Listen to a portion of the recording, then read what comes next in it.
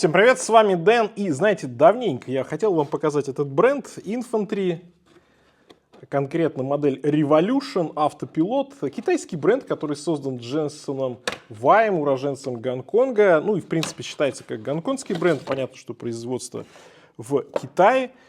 Поскольку в Гонконге-то нет вообще никаких мощностей по производству часов. В 2011 году еще этот бренд был основан, и часы продаются уже более в 40 странах мира.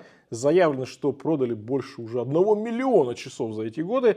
И, знаете ли, я этот бренд показывал на YouTube-канале еще лет так 8, а то и 10 назад. И с тех пор, конечно, утекло очень много времени, и бренд изменился. Он больше не в сегменте суперэконом, это такой вполне себе начальный, приличный микробренд.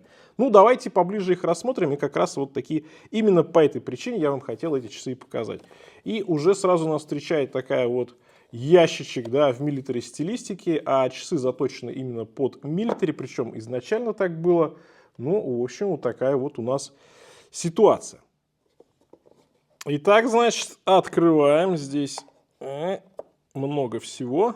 Так, это что?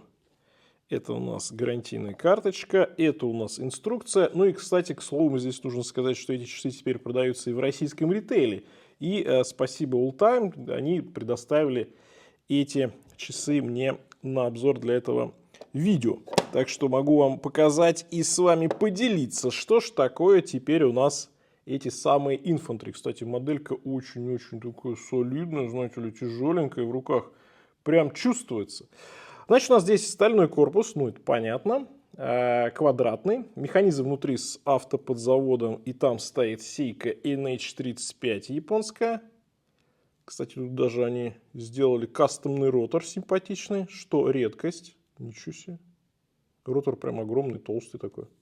Прикольно. Водозащита 100 метров. Отлично. Стекло сапфировое, люминофор на метках и стрелках, ремешок силиконовый и ритейл российский 37 400 рублей. Ну, как видите, часы в классическом авиационном стиле с типичными такими для большинства, наверное, китайских микробрендов определенными заимствованиями. Здесь понятно, что стилистика хорошо узнаваемая от Bell & Ross, и как раз она и делает дизайн часов максимально приближенным к авиационным приборам. Но здесь очень много отхождений от канонов Bell & Ross. Здесь гораздо более сложный корпус, много граней, много частей. Да, здесь у нас получается рант отдельно, да, на винтах, потом центральная часть корпуса. Здесь как будто бы еще такая подложечка под рантом. И идет задняя крышка. Ну, то есть 3 части есть, но кажется, что этих частей намного больше, и граней, посмотрите, здесь тоже намного больше. Поэтому, знаете, я бы сказал, что это даже, наверное, и не хомаж. Хотя, понятно, стилистика, но часы уж сильно-сильно не похожи именно на базовый Bell & Ross. Все-таки Bell & Ross там максимальное упрощение. Здесь есть определенное усложнение. Хотя внешняя визуализация, это именно, да, вот винты, как будто бы это авиационный прибор. Тут вот это и, соответственно, разметка такая же, да, и все. Но понятно, что в этой модели очень много, опять же, отхождений от канонов. Здесь у нас милитари стилистика, и камуфляжный ремешок, и камуфляжный циферблат. И, ну, понятно, что это вот в самолете, вертолете такого быть не может. Плюс еще так частично скелетонированные стрелки. Но зато у этих часов именно вот своя такая внешность, своя узнаваемая, свое лицо. И здорово. Здорово, слушайте, ну тут прям стали прилично. Они, я думаю, тяжеленькие. Давайте, кстати, по размерчикам сразу пройдемся. Мне кажется, это очень важно для такой модели. Итак, по максимальной ширине 47 получается. Здесь, понятно, в этой части будет поуже, но как бы окей. Давайте по диагонали еще посмотрим. 53. Высота здесь 13,5. От ушка до ушка. От ушка до ушка 53 практически. 53. Ну и ремешок в части крепления у нас получается 24. Ну, кстати, разнообразные ремешки можно будет сюда присматривать. А в узкой части, где у нас застежка, получается, да, тоже практически 24. То есть модель достаточно крупная, на большое запястье. Так, по весу 156 грамм, с учетом того, что здесь ремешок-то силиконовый, он почти ничего не весит. Ну, застежка, правда, здесь крупная, да. Я думаю, что сам корпус это весь вес и занимает. Значит, мое запястье 18,5. И Как и у всех моделей в стилистике Bell Ross, кажется, что будет неудобно на каждый день, но поверьте, я довольно долго ходил с квадратными Bell Ross и был удивлен, что в общем удобно. Удобно, потому что часы плоские, ушки, они прям обрублены, сразу вниз идут. Ремешок, если вы правильно подбираете, то есть чтобы он был достаточно мягким, то он будет хорошо облегать запястье. И вот такая посадочка-то на самом деле удобная. Ну и в случае вот этих Infantry, в общем, ровно то же самое, хотя корпус здесь достаточно крупный. Он крупный, но при этом на мое запястье в принципе окей. Я думаю, что на 18 еще тоже будет окей, если вы любите чуточку такой оверсайз. А на крупное запястье это будет как раз таки вот прям в самый раз эта моделька. Ну, прикольно. Прикольно, конечно, играют все эти грани здесь, граненые ушки, здесь корпус, да, у нас тоже раз, два, три, тут прям много всего. Ну, сейчас китайцы умеют делать качественную обработку металла, здесь и матирование идет, и сатинирование идет, и даже грани такой с зеркальной полировочкой здесь есть, ну, круто. Корпус хорош. Да, это, конечно же, не тот Infantry, каким он был 10 лет назад. Это уже такой вполне себе крепкий начальный уровень для микробрендов, если мы говорим именно для качественных микробрендов, которые делаются сейчас в Китае. Посмотрите, да, грани хороши, сатинирование хорошо, все приятно. Циферблат. Циферблат частично скелетонированные стрелки. Это будет облегчать считывание даты, которая здесь есть у отметки 4 часа. На мой взгляд, лучше бы ее не было, все-таки она такая мелкая, циферблат крупный, цифры крупные. Ну ладно, я знаю, что многие дату обожают.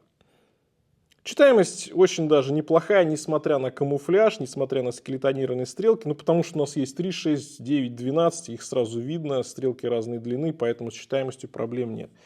Циферблат высокий, объемный, цифры, метки объемные, накладные. И я скажу так, за счет того, что здесь минутная разметка, она такая боковая, она немножко вот и сужает циферблат и делает его чуточку более объемным. Ну, это неплохо. Заводная головка достаточно крупная, кстати, она не завинчивается, хотя водозащита 100 метров, ну, для повседневного это как раз таки удобно. Чуть-чуть утоплено, да, получается, как бы в корпус. И что касается задней крышки, так, у нас здесь наклеечку дайте я уберу, то, конечно, меня удивила эта ситуация. Здесь кастомный толстый ротор черного цвета. Ну и, кстати, задняя плата тоже покрыта черным цветом, ротор черного цвета и застежка черного цвета. Ну, такая вот тут игра получилась. Ну что ж, окей, есть система быстрой замены ремешка, это плюс. Хотя, конечно, к этим часам нужны именно вот такие кастомные ремешки, когда они расширяются. Узкие здесь, ну, не смотрятся на таком крупном корпусе. Так, а что у нас тут, кстати говоря, сапирчик, давайте глянем. Сапирчик-то... Сапирчик имеется, все хорошо. Ну что ж, пора смотреть макро. Итак, ну что, циферблат, камуфляж есть. Антиблика, конечно, маловато. Но в целом все аккуратненько. В целом окей.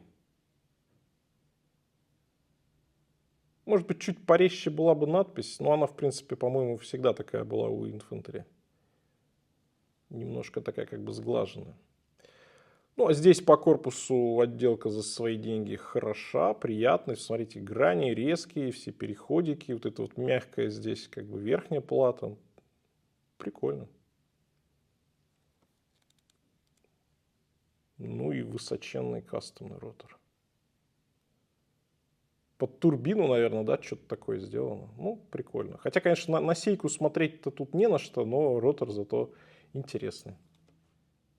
Ну, что хочу сказать по итогам. Слушайте, ожидаемо неплохо, да, и по стилистике, и по корпусу, и по циферблату у меня вопросов нет, если вам нравится такая стилистика, опять же, да, и при том, что еще и с камуфляжем. Кстати, там есть несколько разных расцветок, и при этом часы не являются прям таким уж отчаянным хамажем. Это прям плюс. Поэтому, если вам нужны крупные часы с уклоном в милитари, то вполне можно рассмотреть одну из моделей, например, вот в камуфляже. На этом у меня все. Всем пока, с вами был Дэн. Увидимся.